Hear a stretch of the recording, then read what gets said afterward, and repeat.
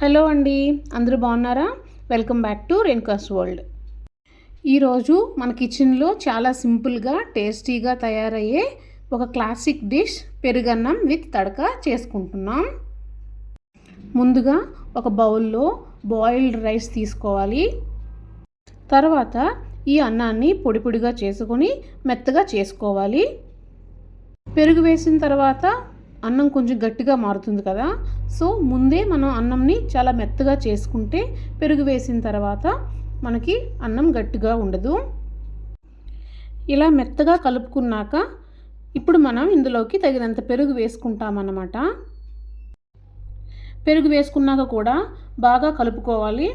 ఇక్కడ నేను 2 గరిటెలు పెరుగు వేస్తున్నాను. ఈ అన్నం సరిపోతుంది. పెరుగు వేసేసాక బాగా కలుపుకొని తగినంత సాల్ట్ కూడా యాడ్ చేసుకోవాలి. ఇప్పుడే చూసారు కదా, బాగా పెరుగు కలిసింది అన్నంలో. అలానే ఇక్కడ నేను కొంచెం సాల్ట్ కూడా యాడ్ చేస్తున్నాను.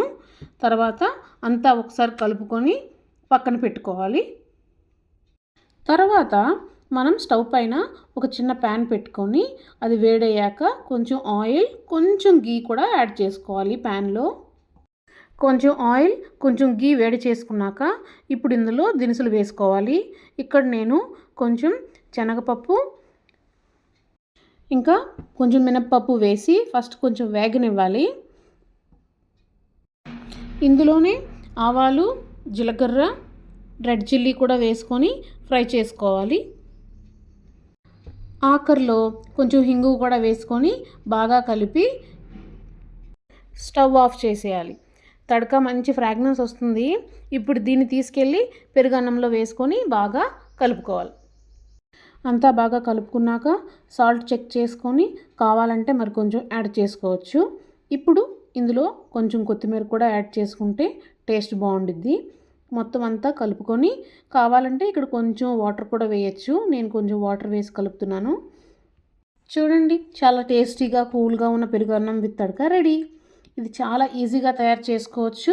సమ్మర్కి perfect cooling food. Try this recipe. Post your experience in the comments box. Also don't forget to like, share and subscribe for more tasty recipes. Until then, bye.